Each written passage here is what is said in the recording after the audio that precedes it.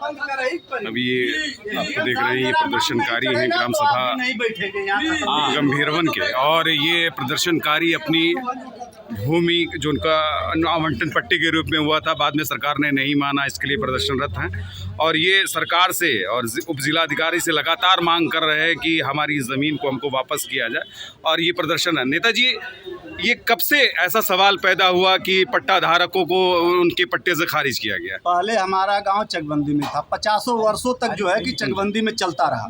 2018 में बहुत फ्रॉड हो गया गांव में, तो धारा 6 हो गया, यानी चकबंदी से आउट कर दिया गया गांव को। जब चला गया तहसील में गांव, एसडीएम साहब के जिम्मे हो गया हमारा गांव, तब से इन किसानों का जो पत्रावली बनी थी एसडीएम साहब की, 3 पत्रावली एसडीएम साहब ने स्वीकृत किया है पट्टेधारकों के नाम, उस पर नाम नहीं चढ़ा चकबंदी से जाने के बाद। बकिया चकबंदी में जितने भी कार्य हुए हैं सब में इनका नाम है, कहीं न कहीं सब कागजों पर इनका नाम है, सभी अभिलेखों में इनका नाम है। लेकिन जो अब नई खतौनी बनाई गई कंप्यूटर से जो बन रही निकल रही है, उसमें जिन नंबरानों पर इनका जो है कि पट्टा हुआ है, जितना रकबा, उस पर इनका नाम दर्ज नहीं हो पा रहा है।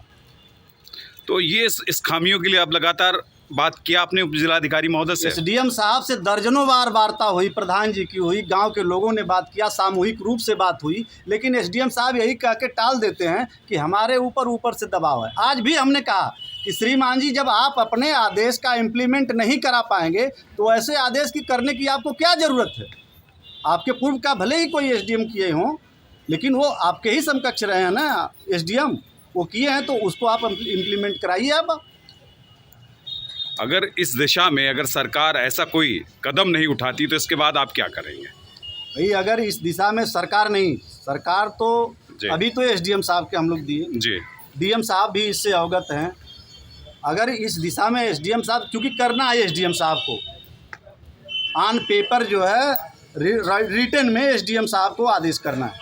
एसडीएम साहब नहीं करेंगे, हम लोग अनशन करेंगे, लगातार अनशन करेंगे, भूख हड़ताल करेंगे, आमरण अनशन किया जाएगा। नहीं मानेंगे तो सबसे एक ही उपाय है, किसान अगर किसी को बनाना जानता है, जिस बिल्डिंग को बनाता है एक गरीब किसान अपने खून पसीना एक करके बिल्डिंग जोड़ करके बनाता है एसडीएम साहब के बैठने के लिए एसी, तो उस बिल्डिंग में ताला भी बंद करना जानता है किसान।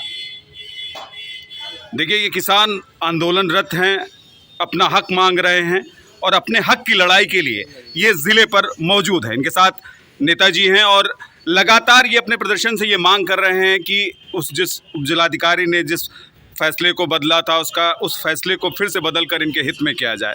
सवाल यही है कि क्या हमेशा धोखा किसानों के साथ होता है या किसी और के साथ?